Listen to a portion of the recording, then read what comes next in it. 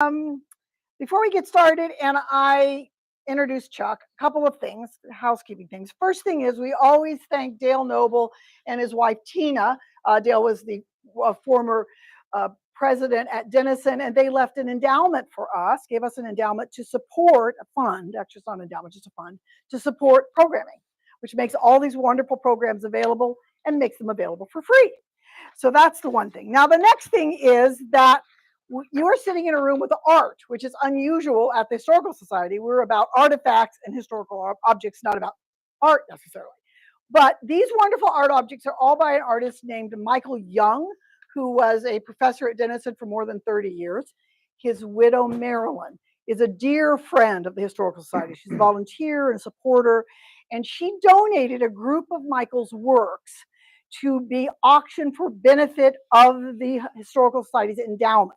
It really is, in this case, an endowment. This is about our future, so that we're here for generations of people that follow us. So I'm going to hand these little postcards out in a little bit, because this is how to connect. The big auction is June 4th, but it's already online. We're working with Apple Tree in Newark, Apple Tree Auction Center, which, of course, Sam is on our board and is very kind to help us. So I wanted to tell you about that. I also wanted to mention, I have to look at all of these things. We are going to sell books at the end of the evening. If you do not have Chuck's book, this talk is based on the most recent pocket history. It's number 9, I believe, that Chuck wrote for this. When was it published? Last December. Like in December. So it's brand new this year. If you don't have it, you want one. Chuck is going to do a author signing. He's going to do a book signing for us. So that's really exciting if you need one. And cash is wonderful for us, but we do have a way we're going to work through the office, and Kim is here. Our treasurer is going to help us figure out how to do it online when we get to that stage. So let's talk about this. Of course, is Memorial Day weekend coming up. This is perfect for our presentation. Is anyone here from, I'm going to get the post number wrong, post 398? Okay, so you know the American Legion does our memorial celebration every year. They do a fabulous job. We encourage you to participate this year if you get a chance. If you're around on Monday, there's a parade, and then we end in Maple Grove, and there are speakers. So if you've never done that, we encourage you to participate. So now tonight's program is entitled Memorial Day in Granville, 1873 to 1936. Chuck, Charles, we always call him Chuck, but his actual name is Charles A. Peterson. But Chuck arrived in Granville in January of 1996. He took over the editorship of the Granville Sentinel, which is how many people met him here, a position that he held for almost 20 years, just shy of 20 years, to taking an early retirement in October of 2016. He became involved with the Granville Historical Society in 1999 when he agreed to become our secretary. So the secretary became the secretary of the board of managers. Once retired, he agreed to serve as board president for 2 years in 2017 and 2018. He is currently our at-large board member, chairing publications committee, and he has inherited, because of his skill as an editor, he's our editor for the Historical Times, the Society's quarterly publication. Chuck is also very active at the Rotary Club of Granville, where he also served as secretary and was president. He is not an Ohioan, I'm sorry to tell you. He seems to have been born in Wisconsin. And he was, in 1974, graduate of the University of Wisconsin at Whitewater with a degree in journalism. Without further delay, Chuck. Yay!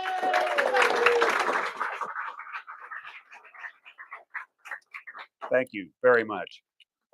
Before I get started talking about the coming Memorial Day ceremony on Monday, the speaker for that is Jeff Gill, who is with us tonight in the back row there. So it should be a good one.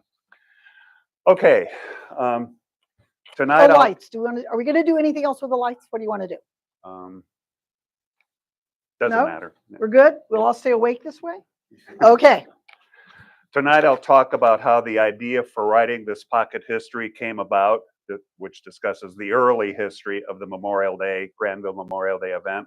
I'll talk about some of the early speakers and what they had to say, detail the stories behind the 4 individuals for whom chapters were dedicated, talk about the roles of women and mentioned the last two Civil War veterans in Granville, and conclude with a few examples of what keynote speakers said late in the last century and in this century. So, the first Memorial Day program I attended, as you heard, would have been is 1996, covering it for the Granville Sentinel. And I was immediately impressed with how it was organized, with the various speakers, especially the keynote address, along with the music, student recitations, and the participation by the sponsoring Granville American Legion Post 398. Since then, I think I've only missed one program. And while I was covering these events for the Sentinel, I was always happy that getting a news photo from the event was the easiest part of covering it. Every time you turned around, there was a red, white, and blue patriotic scene unfolding. And that was from 1996. That's still my favorite. The decision to organize and write this pocket history started with an effort to accumulate as many Granville Memorial Day keynote addresses as I could find. I acquired several of the recent ones while covering the event, as my handwriting for note-taking gradually became more and more illegible. I was forced to ask several speakers for copies of their talk, and they usually handed the paper copy right to me. And looking back at the list of keynote speakers in recent years, I knew that a handful were still in this area or they had family. And after contacting them, I was able to get electronic copies from those who had saved them, although unfortunately not all were able to find theirs. At the Historical Society, as I talked about the research for speeches, or the search for speeches, it was pointed out to me that the Granville Times had published some of them during its run from 1880 to 1941. And sure enough, I was able to find several there. And in our archives upstairs here, two speeches turned up, including a pamphlet with the 1878 address, the earliest we have. As of now, we have just 34 of 150 keynote addresses given, but the search continues. And we'll add to it each year, of course. As I looked through the Granville Times editions, I slowly began to find and file articles about Memorial Day services, both previews of the programs with the speakers named along with the other participants, and follow-up articles, some in more detail than others, but usually rehashing who gave speeches and how patriotic and outstanding they were. Also reading these articles, I began to notice certain names of individuals who were regulars during these programs, primarily Dr. Edwin Sinnott and the Reverend Charles Baldwin, and seeing the name of the Reverend Thomas Shepard as a keynote speaker in 1882, already knowing his experience in the Confederacy's Andersonville prisoner of war camp. These individuals all stood out as significant among the personalities with involvement in those early decades. Additionally, the name of Francis W. Shepherdson, who was much younger than the aforementioned trio, also came to the forefront. Altogether, these individuals and these early decades began to form a compelling story. Today, we have accumulated a Memorial Day archive of like 300 pages of speeches, news articles, photos mainly of speakers, about 5 newspaper editorials, poems related to the topic, and what I term auxiliary speeches, which were significant orations in addition to the keynote speakers. And we have the long list of keynote speakers compiled for the first time finally. There's only 5 that I haven't been able to find so far. But as this vast archive grew, I began to notice that much of the material in it represented the time period from 1873, the year of the first Memorial Day program here, to 1941, the year the Granville Times stopped publication shortly after Memorial Day. We have so much material representing the first 7 decades of this event compared to the 8 decades since. And amazingly, much of that material covers the years 1873 to the turn of that century. Part of the reason for the dearth of material from 1942 to 1970 was the absence of a Granville newspaper, believe it or not, during those years. As I said, the Granville Times stopped publishing in 1941. The only newspaper in town between then and 1970 was the Granville Gazette from 1948 to about 1952.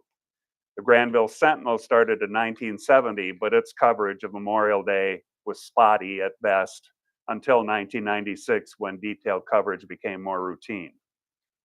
Therefore, the decision to outline the sometimes very moving early history and evolution of this important Granville event was obvious, with so much information available. I chose the time period 1873 to 1936 because in that last year, the Granville area lost its last two surviving Civil War veterans, Albert Norris and Howard E. Griffith, whom we will speak of a little later in this talk. Some of you, I'm sure, know, as you're doing research, experiencing the jubilation of uncovering a badly needed factoid you didn't think you'd find. That was the case in trying to firmly establish the first year that Granville held a Memorial Day observance. There was confusion about when that first program occurred due to the inaccurate math at the top of the Memorial Day programs handed out each year, where it traditionally stated how many years the event had taken place. We did have 4 strong hints about what that year was, which are outlined in the pocket history, but I still wasn't satisfied that we had it nailed. Until I was in the archives one day, not long before the first official draft of the book was finished. I'd been looking through a box of material about Granville Memorial Day that includes speeches and an impressive collection of programs attained through the years, going back to the early 20th century. As I was walking toward the archives door to leave, I looked to my right, where I knew there were boxes of old newspapers, including the Licking Monitor, a monthly newspaper that preceded the Granville Times. Maybe it had an article right ahead of the 1873 program confirming it was the first. But if the Monitor had it, we don't have the April or May editions from that year that would have previewed it. So I continued to dig further, finding a box with editions of the Newark American, a 4-page weekly paper that also circulated in Granville. After looking at 4 editions, I ascertained that the local news was always on the back page. So looking through 4 or 5 more editions, I came upon the May 23rd, 1873 paper. There on the back page, starting at the bottom of the 3rd column and continuing at the top of the 4th, was the following. We are requested to announce that the 30th of May, Decoration Day, will be observed in Granville for the first time. To say I wanted to do a backflip would be an understatement. Physically unable to do so, however. I called something like 4 people. I think they were head archivist Teresa Overholzer, collections manager Cynthia Court, both of them here. Then board president Heidi Drake and Cynthia are here, and Granville military historian Kevin Bennett with the happy news. This was truly the found needle in the haystack, and I must add here that our archives, under Teresa's guidance, is a place where many, many needles in the haystack can be found. It's full of great information. I have to credit one of my book editors, who's also here this evening, Lynn Boone, for catching that mathematical error I have already referred to, which can be seen at the top of the 1919 Memorial Day program, stating it was the 46th, when in reality it was the 47th. Those responsible for making that calculation back then, and including myself 100 years later, approached it as if it were an anniversary. If they had printed the word anniversary on that line, it would have been accurate, but anniversary numbers don't include the very first event. That's the trick. Okay, and just to be sure she was correct, and realizing my own horrific shortcomings in doing math, I printed this list of every year starting 1873 to the present and counted them one by one. She was right, and I'll be forever grateful, Lynn, for your ability to recognize that miscalculation. The earliest Memorial Day keynote speakers were either Civil War veterans, judges, attorneys, ministers, or academicians, many of the latter, of course, from right here in Granville at Denison University. In fact, for Granville's very first Memorial Day event, then known as Decoration Day, the speaker was Louis Ezra Hicks, professor of natural sciences at Denison. Later on, starting in the 1940s, military personnel and politicians began to be the go-to people for the keynote address. The Denison Collegian, a student publication, actually reported what Professor Hicks talked about in that very first address. And this is something the Granville Times and maybe other newspapers just didn't do much of, saying what the speaker talked about.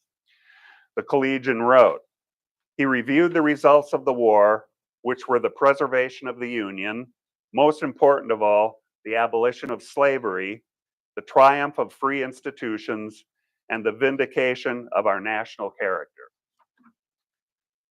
As a sideline, it's interesting, Professor Hicks during the 1880s was a proponent of making Granville the Licking County seat, taking that away from Newark. As you see, it did not happen.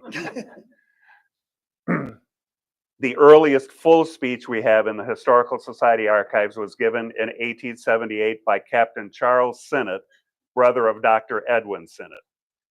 Sinnott named each and every Granville soldier who died as a result of the Civil War, providing 2 or 3 sentences about each of them, including their backgrounds and the skills in which they excelled. This was a long list, 62 names, including those buried away from Granville, many in cemeteries in the South. A couple of examples of the men Captain Sinnott described were Lieutenant E. Thomas, enlisted in Company D, 22nd Regiment, September 3rd, 1861, was promoted to orderly sergeant of his company and was promoted to first lieutenant July 14th, 1862, mustered out at Camp Denison November 18th, 1864. Lieutenant Thomas was a good officer, prompt in all his duties, and kind and indulgent to his men.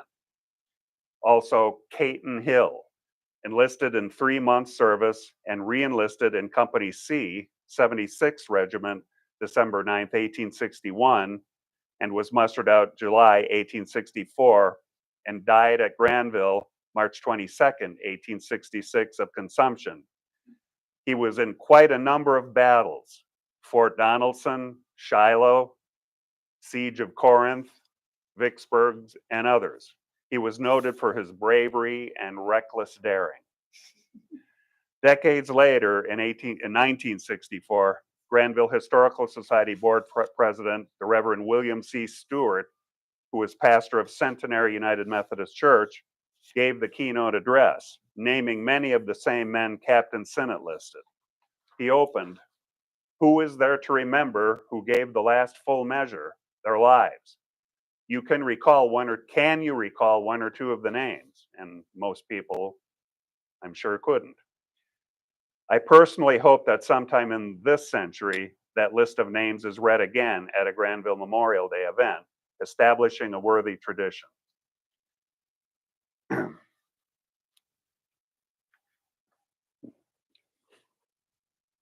Among other Decoration Day speeches from the 19th century, the Granville Times in May 1893 printed a segment of the previous year's keynote address given by the Reverend George B. Simons of the Zanesville Baptist Church. This speech was popular among readers and listeners because of the reverence he showed for the American flag. In part, he said, "Grand old flag, thou hast been the inspiration of as brave and loyal hearts as the world has ever known. Thou hast led the advance of soldiers living. Thou hast shrouded the lifeless forms of soldiers dead. Thou art the ocean into which all springs and rivulets of patriotism flow. Poets have sung thy praises. Thousands have given their lives to rescue thee from the ruthless hands that were trailing thy sacred emblems in the dust. Thy folds are stained with the blood of our kindred," and so forth. I don't know if those were his own words or if he was quoting someone else, but they were beautifully expressed.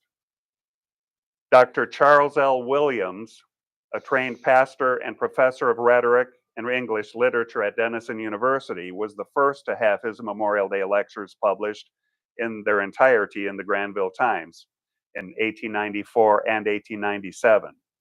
He said that life spent in a righteous cause is never lost, saying as follows: "Every man that fell in defense of the federal union still lives in a most important sense. In whatever branch of the service he fell, he lives, is present with us today, goes with us wherever we go, and watches the risings and fallings of our patriotism. He did not fall defeated, he fell triumphant and became a larger part of this national life of ours than he had ever been before." In both of his speeches, he talked of an invisibility of the soldier. In 1897, he said, "The most important things are not the things that can be seen, but those that cannot be seen. You can see a man's actions, principles, and convictions are nonetheless real and potential because they belong to the category of invisible things. What is a man? He not only has a soul, but he is a soul. Is it any less real because it is invisible? All the truth a man has discovered or learned and assimilated is part of him."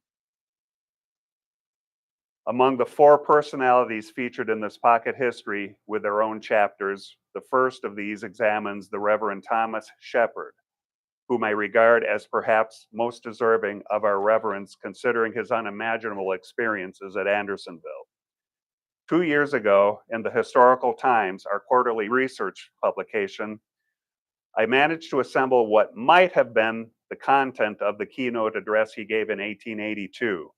This was fairly easy because all of the paragraphs in this imagined speech were his own words from his own writings. In the first of those writings, titled "At the Academy," which was a compilation of Shepard's recollections by his son James for Denison University, Reverend Shepard states this motivation for joining the Union Army in 1862 at the age of 28. "My ancestors were strongly opposed to human slavery. This was a war which promised to destroy that great evil. Should not I bear part?" 2 years later, Shepard found himself in this horrific position, as he described in an account published in the book. This is a really long title: "Andersonville, a story of rebel military prisons, 15 months a guest of the so-called Southern Confederacy," which we obtained from the Rochester Museum and Science Center in Rochester, New York. He wrote, "About 2 p.m., June 23rd, 1864, I, in company with about 200 unfortunates, was turned like a wild beast into the pen at Andersonville, Georgia. There were given to us no shelter, no cooking utensils, no soap, no kettles for washing our clothing, no system of police to prevent crime or secure cleanliness, nothing save what we carried on our backs. They provided a 15-foot stockade and bloodhounds to prevent our escape, guards to shoot us if we crossed the deadline." But what was so impressive, Shepard immediately sought like-minded religious men who were already trying to meet the spiritual needs of the prisoners. As he wrote, "I spent much time in search of a religious company, but without success until the night of July 8th, when, attracted by the singing of hymns, I found a large and attentive congregation gathered in prayer and conference meeting.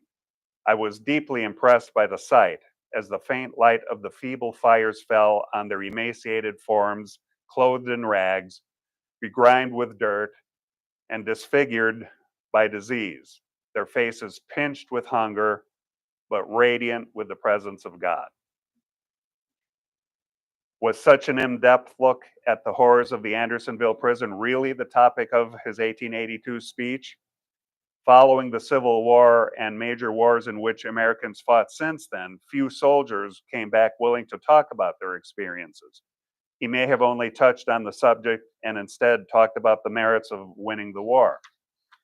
But in speeches thereafter, he did address Andersonville.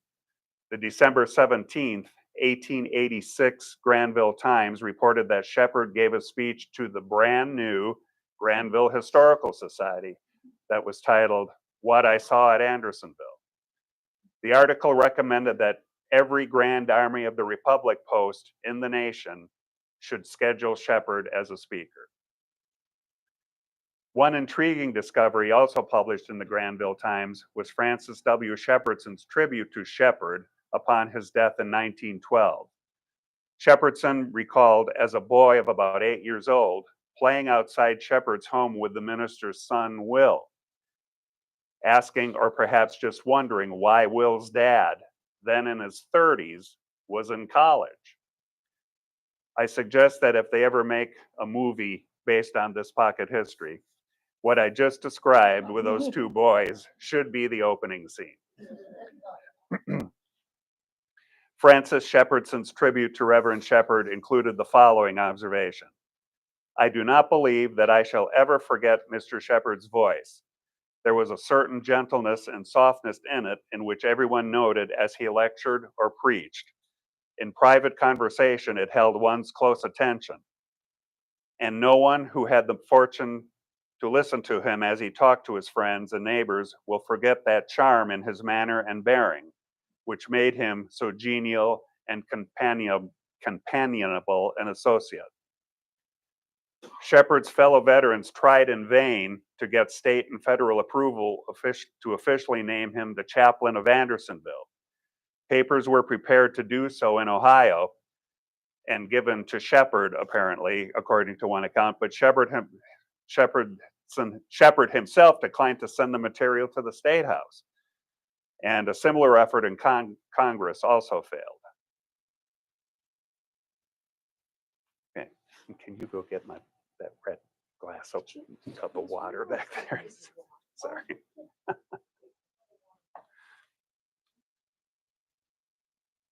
Regarding Dr. Sinnott, if there is anyone in Granville history that I would want to talk to, it would be him. I think he was, in my estimation, pretty amazing. Thank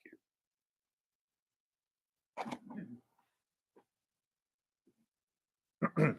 The series of Memorial Day speeches he gave during the 1880s and 1890s, not the keynote address, but one directed strictly at his fellow Civil War veterans, repeatedly reflected the warmth he felt toward them, having experienced as many of the horrors of the war as they had.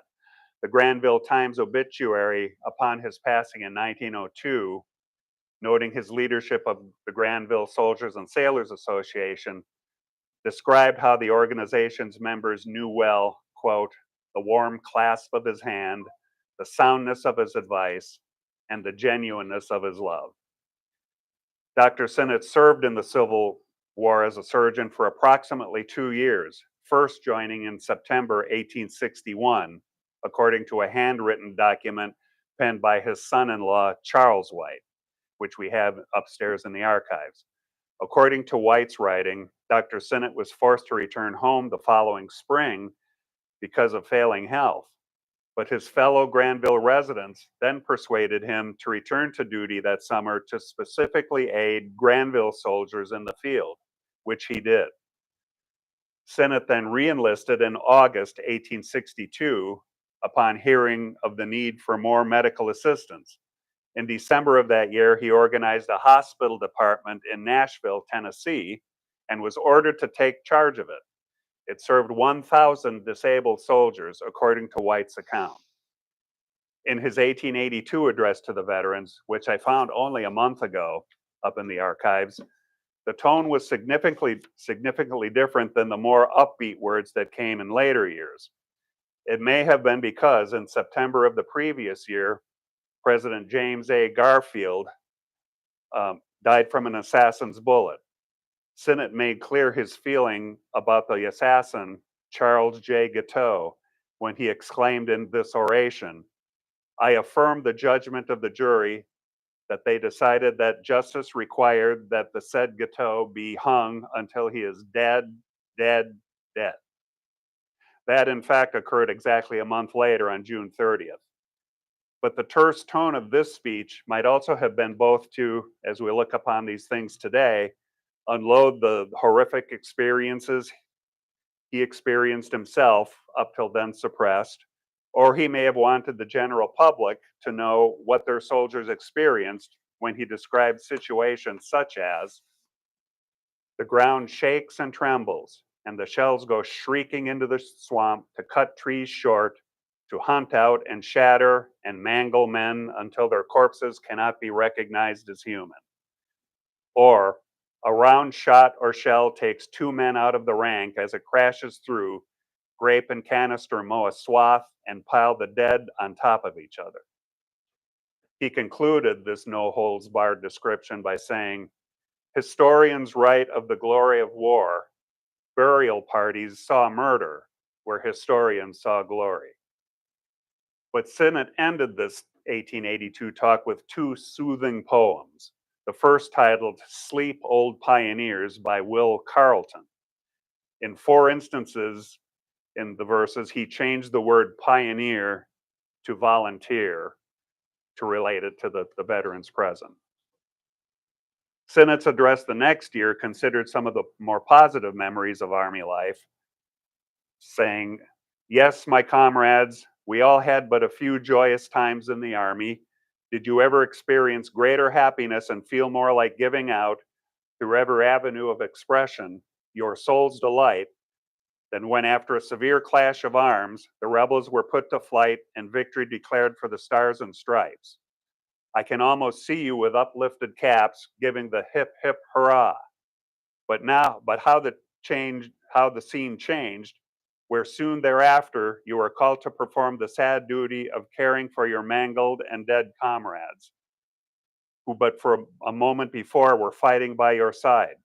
Yes, there were very many trying times, as well as not a few glorious days to cheer you onward during our Army life, but with all the privations included there too, there is not one of you but rejoices at the thought that you helped to preserve this free and noble union from dissolution.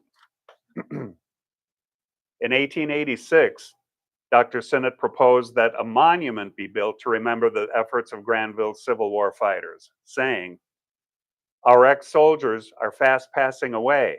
Our numbers are yearly diminishing, and in a few years, those of us who have participated in the exercises of Decoration Day will be silent in death. In 40 years from this time, what will there be in Granville Township to perpetuate the memory of over 300 of her noble sons who left home and all of its comforts for $7 a month and be shot at, while those who sent us poor fellows there got $8 a day? An election issue to build such a monument, actually a memorial hall, in fact made the Granville spring ballot in April of 1889 that sought approval to raise $5,000 in tax revenue. In today's dollars, $170,000. Amazingly, it was defeated, 273 to 128. As a result, such a monument did not appear in Granville until the 21st century, but there are 2 now, recognizing soldiers of all wars.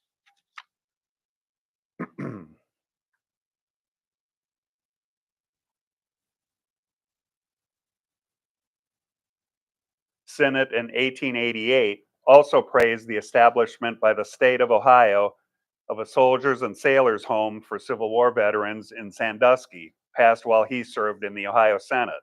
He said, boys, we never need to go over the hill to the poorhouse. In addition to his involvement with fellow veterans in Decoration Day, Sinnott also sponsored a bill to establish the Ohio Board of Health during the 67th General Assembly. In a letter to the Senate president promoting this bill, discussing his experiences and hearing about, quote, proceedings detrimental to the best interests of the public, end quote, Sinnott wrote, the intention of this bill is to provide a more uniform standard of medical education in this state. We propose to provide by law that all persons who expect to practice medicine and surgery in this state shall be properly qualified therefore. The health of citizens of this state should be guarded by law against the encroachments of all hypocritical pretenders and falsifiers. The bill was passed in 1887. It should be noted that Dr. Sinnott had 7 brothers, one of whom died from his injury in the Civil War. In the long list of the 150 keynote speakers for the Granville Memorial Day program, there are, as I said, 4 years during the 1870s for which we do not know who delivered the address. I wouldn't be surprised if Dr. Sinnott had given one of those early keynotes. It's too bad Reverend Charles Baldwin isn't a household name nationally. Our Historical Society archives has an innumerable number of his sermons given during his 27 years as pastor of the First Baptist Church here, along with several other speeches, diaries, and letters, including letters he wrote to a contemporary describing his hair-raising experiences while he served during the Civil War. Someone here could probably author his complete life story. To say Reverend Baldwin was a regular at Memorial Day services would be an understatement. If he wasn't giving the opening prayer, he was giving the benediction, or vice versa.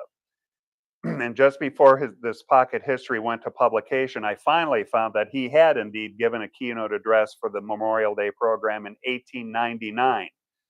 And as was the case with Dr. Sinnott, I say he probably gave one of those 1870s speeches where we draw blanks on who were the speakers. However, and not surprisingly, Reverend Baldwin was also a major player in the Memorial Day sermon events, which started during the mid-1880s and ended during the 1920s. These sermon programs were held aside from the community Memorial Day observance and involved 3 of the churches at Granville Square, Baptist, Presbyterian, and Methodist, which took turns hosting the event. We have 2 of Baldwin's speeches given at memorial sermon programs and the newspaper accounts of a handful more. In his 1891 sermon, published in the Granville Times, Baldwin wrestled with a confliction of war versus the teachings of Christianity. He said, "A Christian soldier." This phrase may seem to some to be paradoxical. How can a Christian be a soldier or a soldier be a Christian? What harmony exists between the trade of war and the gospel of peace? He answered the question this way.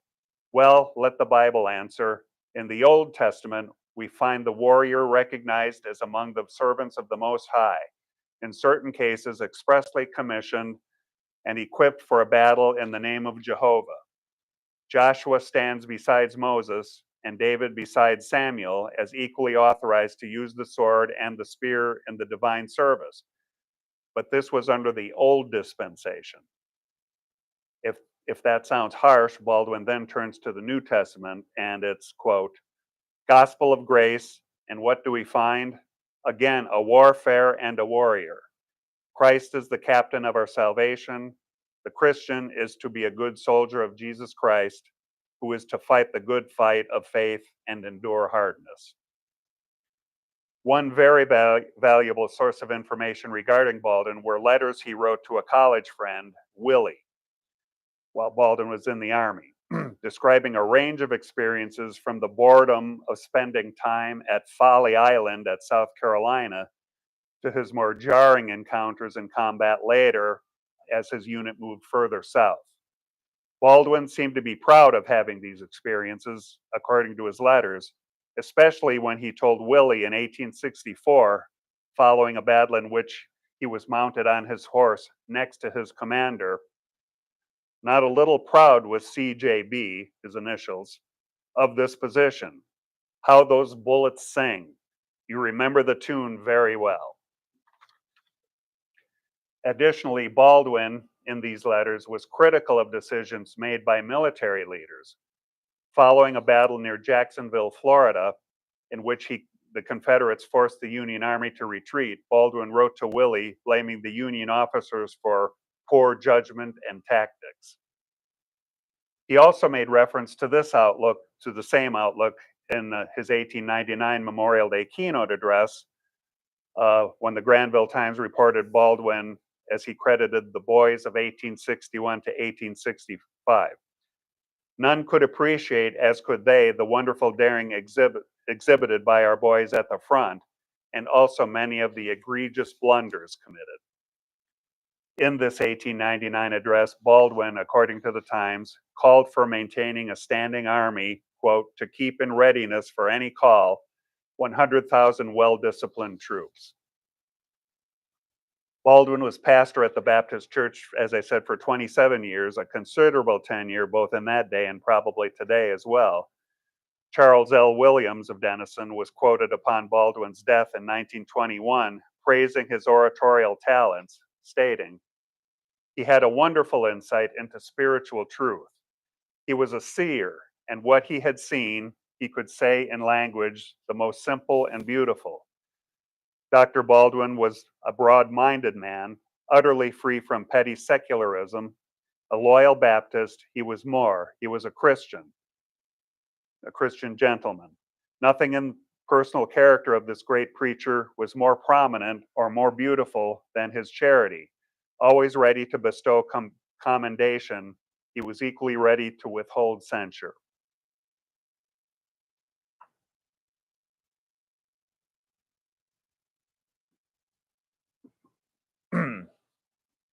A chapter in this pocket history was dedicated to Francis W. Shepard's son, even though he was not a Civil War veteran, having been born during the war.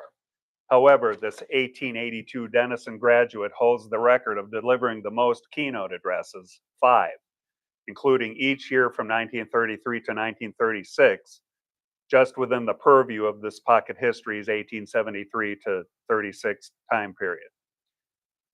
Shepherdson was a scholar. You can see his long list of vitae. He graduated from Denison and later from Brown University, coming back here to teach at the Young Ladies Institute, which his father and mother had taken over. He was also a charter member of the Granville Historical Society at the age of 23, and he was a charter member of the Granville Volunteer Fire Department. To say Shepherdson loved Granville would be an understatement, and Granville apparently loved him just as much. He wrote several poems about Granville, including Along the River Road, Granville, I Love Thee, and Lovely Little Granville.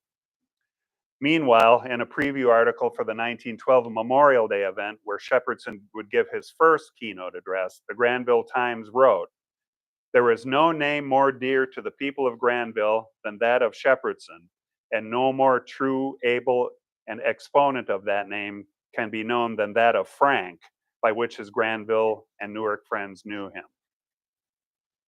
Shepherdson also penned the poem They Are All Gone in 1932, as the number of Civil War veterans had dwindled to a bare handful.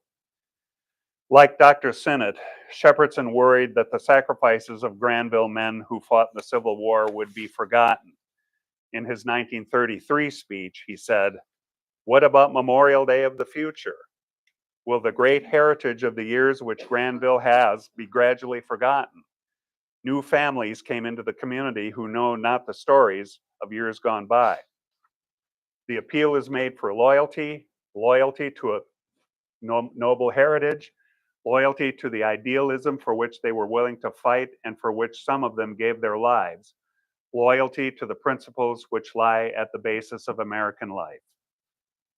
Shepherdson seemed more optimistic about the future of Memorial Day in his 1936 speech, however. "Ever since the Granville observance of Memorial Day began, now 63 years ago, there has been one entry in every line of march: children with flowers.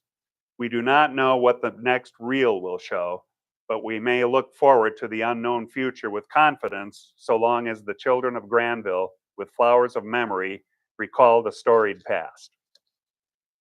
In Shepherdson's 1934 oration, titled Granville's Prideful Memories, his description of the Memorial Day gathering in Maple Grove Cemetery and why so many were present was as beautiful as any description before or since, if not more so. Into this lovely cemetery, so dear to every Granville heart, where the trees and the green grass and the white stones whisper of eternal peace. We have come to this morning to think back upon times of fierce, tumultuous passion, when war alarms were heard in our land, to think back with memory and with pride. We have come to do honor to those who in years gone by shouldered arms and marched away to fight for a cause which appealed to every fiber of heroic manhood in them. Shepherdson was also known for his dedication to the college fraternity realm, serving as national president of his own fraternity, Beta Theta Pi, until his passing in 1937. In fact, he was on his way to a fraternity convention when he collapsed and suffered a fatal heart attack. The Granville Times news story announcing Shepherdson's passing called him America's greatest fraternity leader.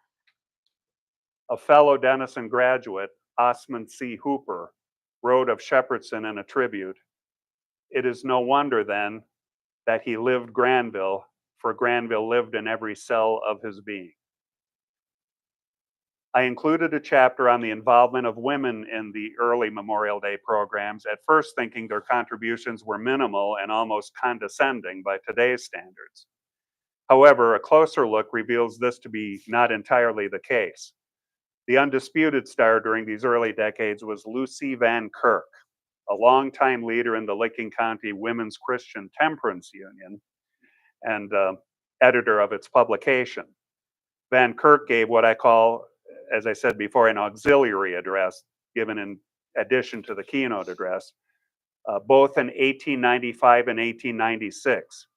And fortunately, the first one was published verbatim in the Granville Times. It was very impressive, titled "The Hero of the War." She discussed how it wasn't the military leaders who deserved the credit for winning the war, but instead, she stated, "We think the hero of the war was the volunteer soldier who enlisted without thought of fame or money, and but for the pure love of country and human liberty. He left his all, home, mother, often wife and children, endured the tiresome marches, the tedious petty duties of camp life, bore the brunt of battle, starved in prison pens. We stand aghast when we view what the common soldier endured during those days of the war." She continued, "Now it is a beautiful custom to meet once a year and scatter flowers over these heroes' graves, but that won't buy bread and butter for the living, nor will it ease a dying veteran's last moments to know that a grateful country will strew flowers once a year upon his grave, if he also knows that leaving a wife and children on the cold charity of the world, we owe them more than this, something more substantial. The common soldier, the hero of the war, fought the battles and ended the strife that gave us the grandest government on the face of the whole earth. And not until every veteran who enlisted draws a pension, and an ample one, will our nation be doing her whole duty." I should point out, we could not find a good photo of Lucy and felt bad about that, but we'll keep looking for that too.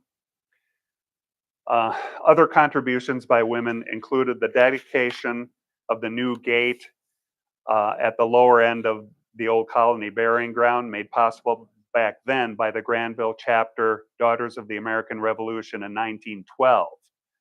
The dedication program was made a part of the Memorial Day program that year, even though it was held inside due to rain. That gate, by the way, was repaired and rededicated just last year. Women of the community came through again in 1926. By this time, members of the Soldiers and Sailors Association sponsoring the Memorial Day event dwindled to about 10 members, all of an advanced age and no longer able to organize the ceremony. It was the Granville tent Daughters of the Veterans who took it over thereafter. Well beyond the 1936 stopping point for this pocket of history, we were able to ascertain what is almost certainly the first year that a woman gave the Granville Memorial Day keynote address. That was 1993, when Captain Cynthia Friel, a member of the Army National Guard stationed in Newark, who unknowingly to most was the first female to do so. She still lives in Licking County, and she is here tonight. Cynthia, would you stand up or raise your hand? Thank you for attending. Since then, in this century, 4 more women have given the keynote speech. Participation by minorities during the early years of this Granville tradition appears to be sparse, but still noteworthy.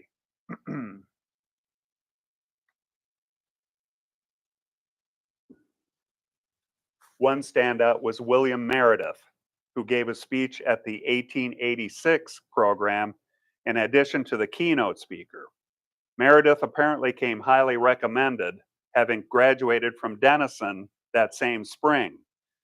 The Denison Collegian once again comes through with some great information when, in its March 25th, 1885 edition, heaped praise on Meredith's participation during a Denison literary and debate organization event, calling his oration most highly appreciated by the audience in a program that otherwise was regarded by the Collegian only as good.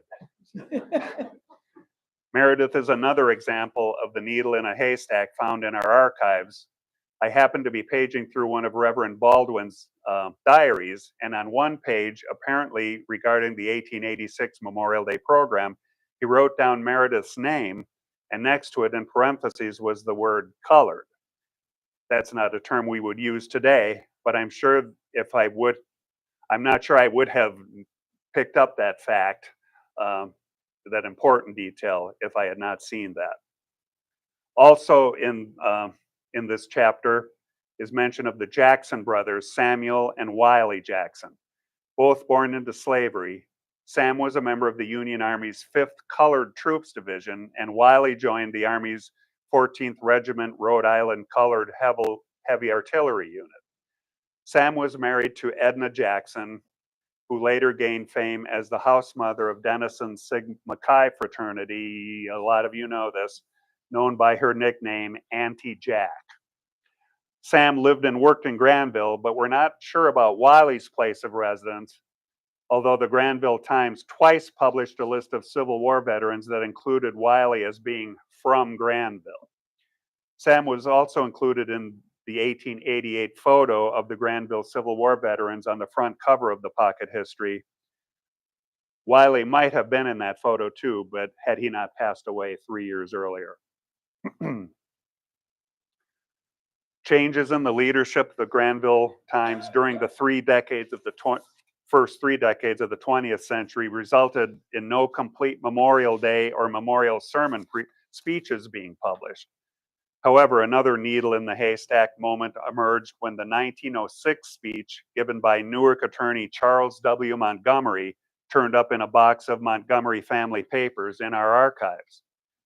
Over 6,000 words, this one gave Captain Sinnott's 1878 oration a run for its money in length. And I've blown them both away because I think mine is 8,000. Sorry about that. Montgomery was just 25 years old when he gave that speech, although the 1880 speaker, Denison alumnus Harry H. Carpenter, is still the youngest, having given his 1 year after his graduation at the age of 21. Montgomery, later a judge in Licking County, recalled how his first impressions of Memorial Day were made during Granville's program when he was a child. Incidentally, the same childhood memory was related at last year's Memorial Day program by a keynote speaker, Second Lieutenant Ryan Dickerson of the U.S. Marine Corps, and others before him had the same experience. Montgomery acknowledged the Granville community's impressive response to the call for soldiers for the war between the states in particular, which meant no one had to be drafted from this village and township. He stated, according to the statistics, Granville during that war furnished 35 more than her quota and boasts the distinction of being the only township in the county where no drafting was needed. There was a total enlistment of 175, the enlistment of Licking County being 3,952. He added, the war record of the citizens of Granville has been a good one. In each and all of the country's wars has Granville been represented. 8 Revolutionary soldiers lie buried here. This township boasted 40 soldiers in the War of 1812, several in the war with Mexico, and a very great number in the Civil War. Montgomery borrowed from Abraham Lincoln when he said, "It is very fitting that we meet here today in this village of Granville, very fitting that we now commemorate that those who lived here did and what those who lived here did and what their lives meant. This town and township are entitled to our respect at the mention of its part its citizens have taken in this country's wars.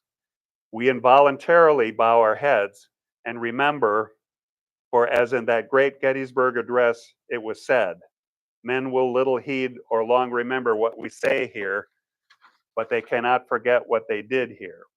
It is fitting that we recall the men who were here and what they did."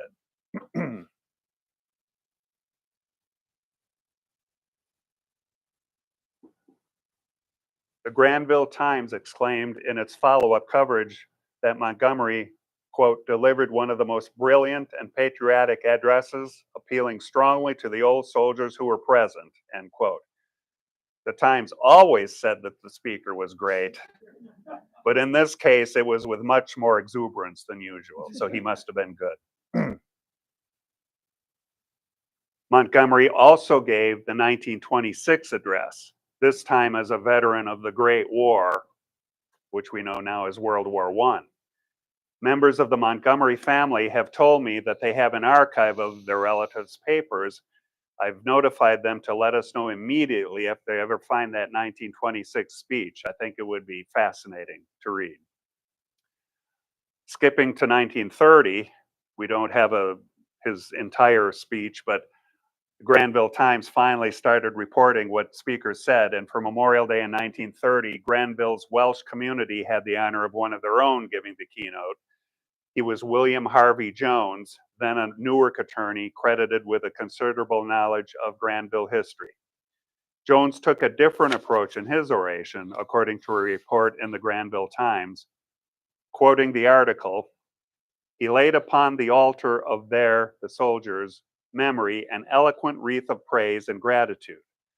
But he called the attention of his hearers to the fact that patriotism is not a service confined to the battlefield, but is a consecration of self to community and country.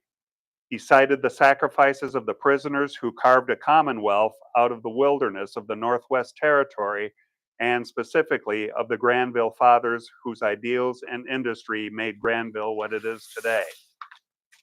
The article continued, paraphrasing Jones, "Those who, in times of peace, wrought to make true their dreams of freedom, justice, and security, were also patriots whose claim upon posterity's gratitude should never be ignored." As I stated earlier, the Granville area lost its last two surviving Civil War veterans in 1936.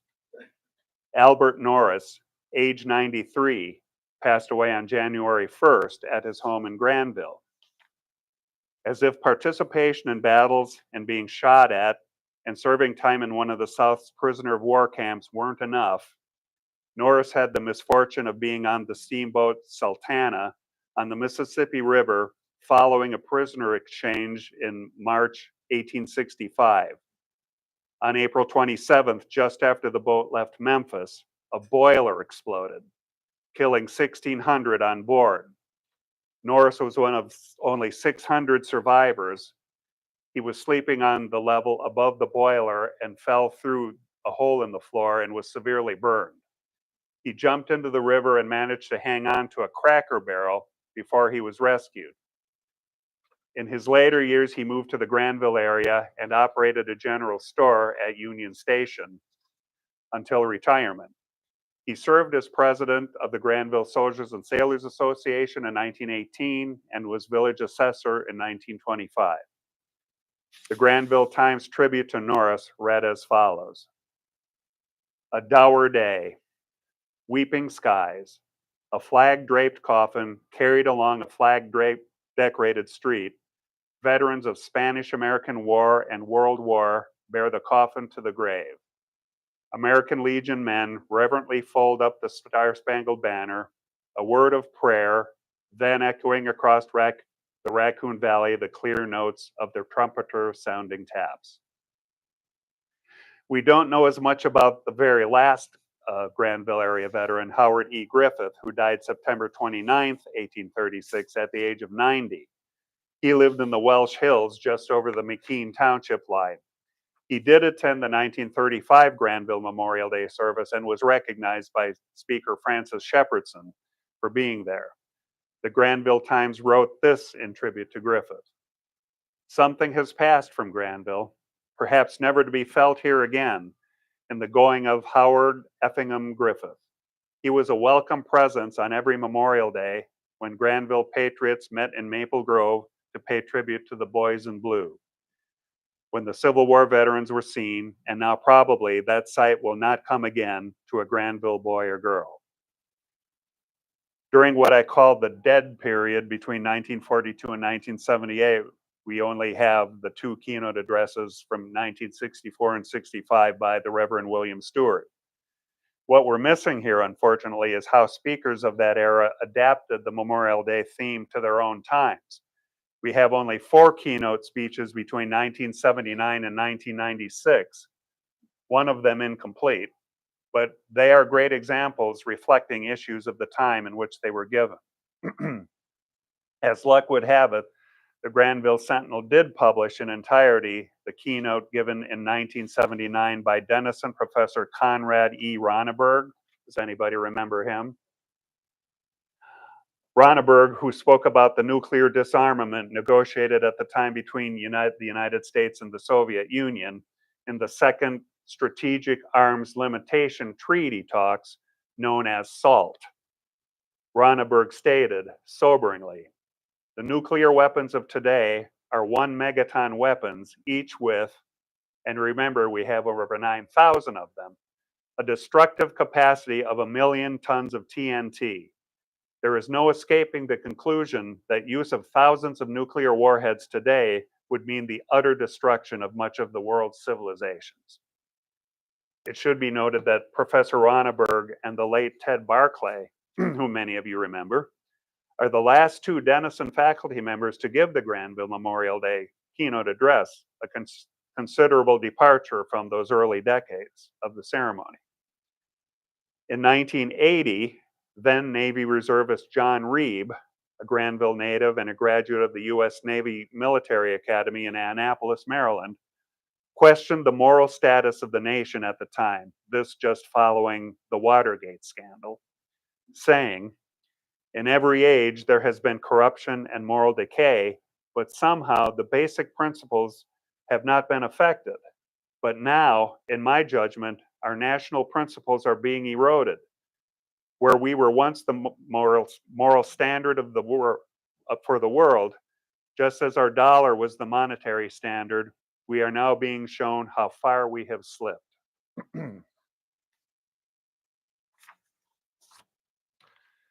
One moving keynote address that I was able to cover and witness occurred in 2000 when Donald R. Hendricks, a Vietnam War veteran, said this, reminding us of the terrible reception many war veterans of that area experienced when they came home. You have done me a great honor today, asking me to speak here. I feel like I'm finally back. Finally, Martha Neff Kessler, a Granville native and Denison University graduate who recently passed away, brought a unique perspective in 2015 from serving with the Central Intelligence Agency as an expert on the Middle East, South Asia, and political Islam. She had this striking observation in her keynote speech. I have traveled around much of the world in my career, briefing presidents, kings, and meeting average citizens, peasants, and the wretchedly poor. With only a handful of exceptions, the rest of the world has a way of life that lacks the strength, freedom, and well-being that make our country so unique. It is not only freedom of tyranny, foreign ideologies, and despotism that makes us the people that we are. It is our certainty about the strength of our armed forces. And in our most recent Historical Times, which is available here, I reprinted her entire address that year, and a couple people have already expressed how they appreciated seeing that. So with this, I will close. Thank you very much.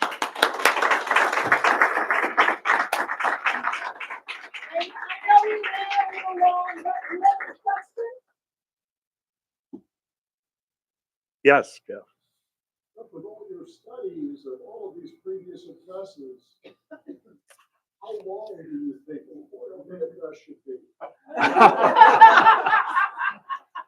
Oh, not as long as mine today or those other two that I mentioned. Yeah, 6,000 words. Okay, any other questions?